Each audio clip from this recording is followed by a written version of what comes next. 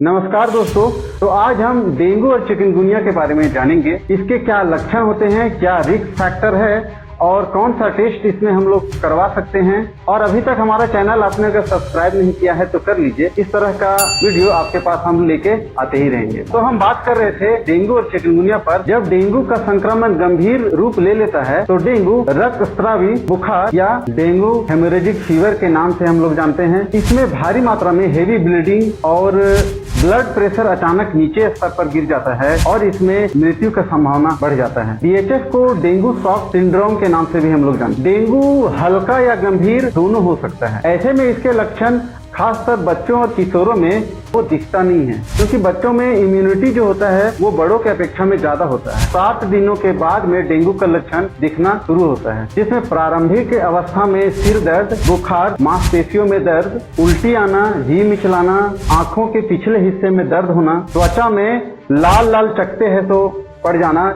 ये पूरे बॉडी में है तो आपको मिलेगा, जैसे माता जी में होता है, जैसे पेट में, पीठ में, आंख पैरों में लाल लाल चकत्ते आ जाते हैं। वैसे डेंगू के केस में भी इस तरह का है तो देखा जाता है। अब इसका रिस्क फैक्टर क्या है? आप वैसे क्षेत्र जहाँ पे एडिस मच्छर ज्यादा मिलते हैं उस क्षेत्र में संक्रमण का खतरा सबसे ज्यादा होता है। डेंगू हो गया है और इस वायरल संक्रमण से प्रतिरक्षा अगर नहीं हो पाती है और अगर वो दूसरी बार अगर पॉजिटिव हो जाते हैं तो वो बहुत ही गंभीर रूप ले लेता है और जिसमें मृत्यु होने की संभावना काफी बढ़ जाता है। और वैसे लोग जिसमें रोग प्रतिरोधक क्षमता कमजोर है उन लोगों को भी इस बीमारी का होने का खतरा ज्यादा होता है। वैसे लोग जिन्हें डायबिटीज है या उनके लंग्स में प्रॉब्लम है या फिर हृदय रोग से ग्रसित है उन लोगों में भी डेंगू का होने का खतरा सबसे ज्यादा होता है। और ये खतरा सब ज्यादा दिखने लगता है जब बॉडी में प्लेटलेट्स का लेवल पूरा निचले स्तर पे आ जाता है। हमारे बॉडी में प्लेटलेट्स का लेवल 1.5 लाख से 4.5 लाख प्रति माइक्रोलीटर होना चाहिए। ये एक नॉर्मल रेंज है, लेकिन जैसे ही 1.5 लाख से नीचे प्लेटलेट्स का लेवल गिरता है वैसे डेंगू का खतरा हमारे लिए और गंभीर रूप लेते ही जाता है। इसलिए डेंगू के केस में प्लेटलेट्स लेवल को मेंटेन करना बहुत ही जरूरी होता है। तो कौन कौन सा टेस्ट आप डेंगू में करवा सकते हैं उसको हम लोग जानते हैं। तो सबसे पहला टेस्ट होता है NS1 antigen test. NS1 antigen test dengue virus का पता लगाने के लिए किया जाता है। इस टेक्निक को इलाइजा टेस्ट भी कहते हैं। NS1 एंटीजन टेस्ट हमें इस वायरस के छोटे हिस्से या पार्ट को डिटेक्ट करने में हेल्प करता है। बेसिकली हम ये कह सकते हैं यह टेस्ट हमें यह बताता है कि वायरस हमारे बॉडी में है या नहीं। NS1 एंटीजन एक नॉन स्ट्रक्चरल प्रोटीन होता है। अगर हम डेंगू से इन्फेक्टेड हैं तो ये प्रोटीन हमारे अंदर पाया जाएगा। NS1 एंटीजन टेस्ट से हम वायरस के स्टेटस को समझ पाएंगे। तो आइए हम जानते हैं कि डेंगू टेस्ट रिपोर्ट को आप कैसे समझ सकते हैं। यहाँ एक रेफरेंस के लिए एग्जांपल टेस्ट रिपोर्ट है।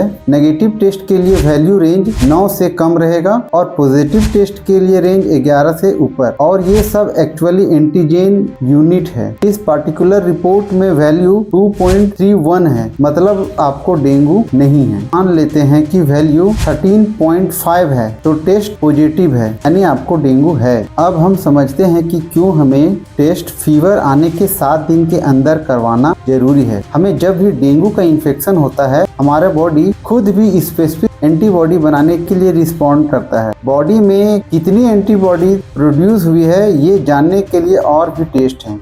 हमारी बॉडी का प्लाज्मा सेल IgM और IgG प्रोड्यूस होता है। हमारे बॉडी के प्लाज्मा सेल IgM और IgG प्रोड्यूस करता है जो डेंगू वायरस के लिए स्पेसिफिक होता है और ये एंटीबॉडीज डेंगू वायरस को न्यूट्रलाइज करने का काम करता है। इसलिए अगर हम मरीज के शरीर में ये स्पेसिफिक एंटीबॉडीज को डिटेक्ट कर पाते हैं तो आप समझ सकते हैं कि पेशेंट डेंगू पॉजिटिव है।